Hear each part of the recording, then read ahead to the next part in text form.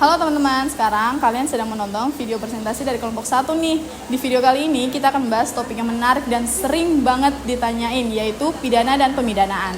Topik kali ini itu dia sangat susah, lumayan susah dan untuk dipahami, dan juga kalau nggak ada penjelasan yang proper kalian bakal bingung. Maka dari itu kalian harus simak terus ya sampai akhir.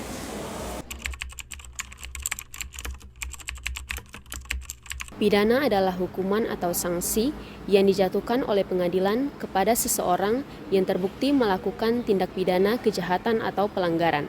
Pidana merupakan bentuk balasan atau reaksi hukum atas perbuatan melawan hukum. Contoh jenis pidana terbagi atas dua bagian. Yang pertama pidana pokok, mencakup pidana penjara, pidana kurungan, pidana denda, dan pidana mati. Yang kedua ada pidana tambahan, mencakup pencabutan hak, perampasan barang, dan pengambilan keputusan hakim. Tujuan pidana antara lain memberikan efek jera, melindungi masyarakat, serta memulihkan ketertiban umum. Pemidanaan adalah proses penjatuhan pidana oleh hakim kepada pelaku tindak pidana, di mana ini mencakup penilaian, pertimbangan, dan penetapan hukuman yang berdasarkan jenis dan berat ringannya hukuman kepada pelaku tindak pidana berdasarkan undang-undang. Nah, pemidanaan ini mencakup 3, yaitu yang pertama penilaian terhadap unsur-unsur tindak pidana, dan yang kedua yaitu pertimbangan terhadap keadaan yang meringankan atau memberatkan, dan yang terakhir yaitu penetapan sanksi yang berdasarkan dengan prinsip keadilan. Dan pemidanaan dalam hukum pidana adalah untuk memberikan dasar filosofis dan arah untuk menjatuhkan sanksi pidana kepada pelaku kejahatan. Tujuan ini mencerminkan apa yang ingin dicapai oleh sistem hukum pidana dalam menjatuhkan hukuman. Secara umum, ada beberapa teori mengenai tujuan pemidanaan. Yang pertama adalah teori absolut atau teori pembalasan. Tujuannya adalah membalas kejahatan yang telah dilakukan. Selanjutnya, hukuman yang dijatuhkan semata-mata karena pelaku telah bersalah tanpa mempertimbangkan efek ke depan. Tokoh Immanuel Kant dan Hegel. Contohnya, hukuman mati dijatuhkan karena pelaku membunuh bukan untuk mencegah kejahatan lain.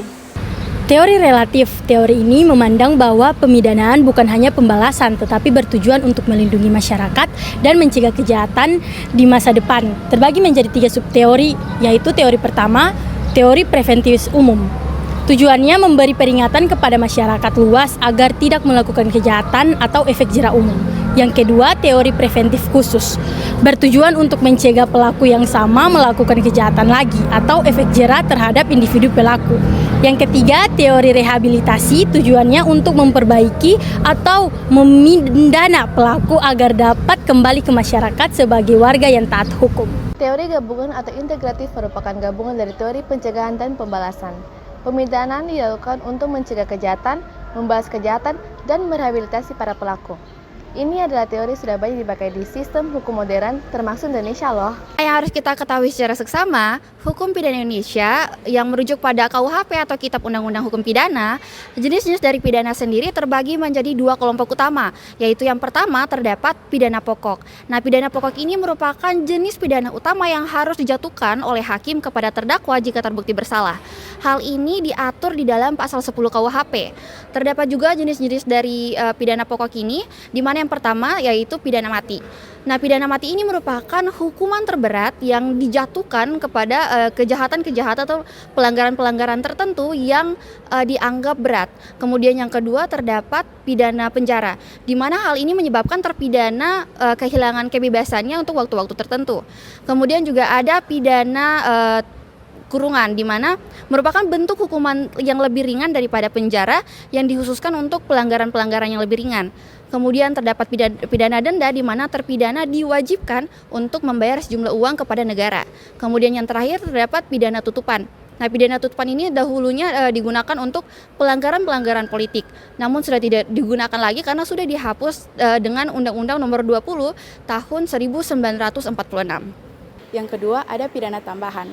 Pidana tambahan adalah hukuman yang dapat dijatuhkan bersama pidana pokok untuk menambah efek hukum tertentu. Jenis-jenis pidana tambahan. Yang pertama, pencabutan hak-hak tertentu. Contohnya hak memilih, hak memegang jabatan publik, dan lain-lain. Yang kedua, perampasan barang-barang tertentu, di mana barang yang digunakan untuk kejahatan atau hasil kejahatan dirampas untuk negara. Dan yang terakhir, pengumuman putusan hakim. Pengumuman dapat diumumkan melalui media untuk memberi efek sosial. Ada beberapa undang-undang khusus di luar Kitab Undang-Undang Hukum Pidana yang memperkenalkan bentuk pidana lain. Seperti yang pertama, pidana pembinaan di lembaga khusus anak untuk pelaku anak. Yang kedua, pidana kerja sosial. Yang ketiga, pidana bersyarat untuk masa percobaan. Contoh kasus yang pertama yaitu kasus Jessica Wongso dan Mirna Salihin. Jessica dituduh membunuh Mirna Salihin dengan kopi berisi sianida. Pengadilan menjatuhkan pidana selama 20 tahun penjara. Tujuan dari pemidanaan ini adalah yang pertama retribusi, dan yang kedua agar Jessica tidak mengulangi perbuatannya lagi, dan yang ketiga memberi efek jera bagi masyarakat. Contoh kasus kedua yaitu kasus korupsi oleh Setia Novanto. Kronologi untuk kasus ini yaitu kronologi singkatnya, mantan Ketua DPR RI terlibat korupsi proyek EKTP senilai triliun rupiah. Untuk putusan hukumnya yaitu dihukum 15 tahun penjara, denda, membayar uang pengganti, dan dicabut hak politiknya selama 5 tahun. Untuk jenis pidana ini ada dua, yaitu pidana pokok dan pidana tambahan. Untuk pidana pokoknya ada penjara dan didenda. Untuk pidana tambahannya ada pencabutan hak politik. Tujuan pemidanaan yang pertama restoratif dan preventif, yaitu mengembalikan kerugian negara dengan mencegah kesejahteraan serupa. Yang kedua yaitu retribusi, yaitu memberikan balasan setimpal atas penyalahgunaan kekuasaan. Contoh kasus ketiga, kasus anak yang melakukan pencurian. Kronologi singkat, seorang anak berusia 15 tahun melakukan pencurian motor. Putusan dihukum pembinaan di lembaga khusus anak selama 6 bulan. Jenis pidana pembinaan sesuai Undang-Undang Peradilan Pidana Anak. Tujuan pemidanaan: 1. Rehabilitas, fokus pada perbaikan dan pembinaan anak. 2. Pencegahan khusus agar anak tidak kembali melakukan kejahatan tersebut.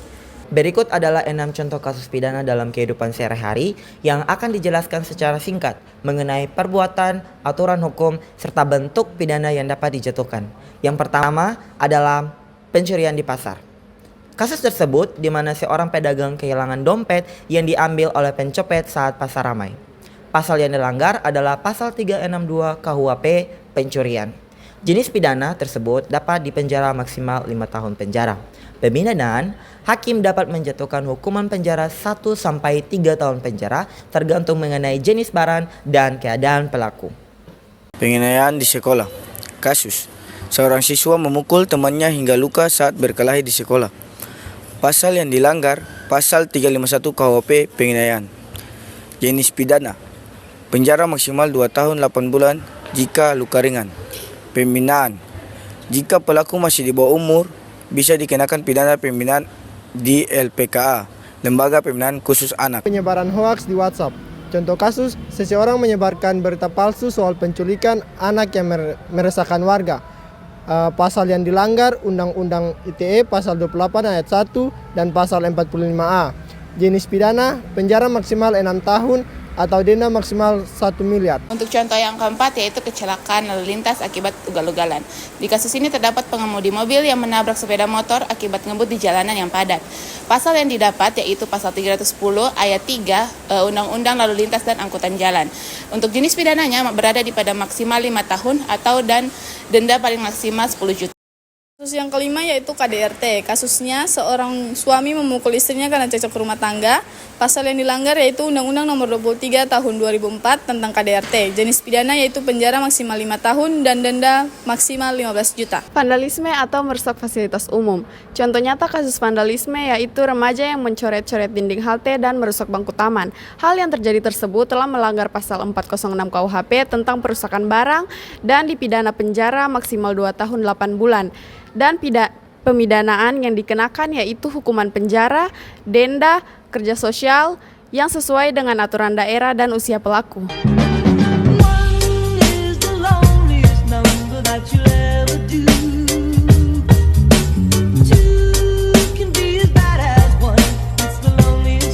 Since the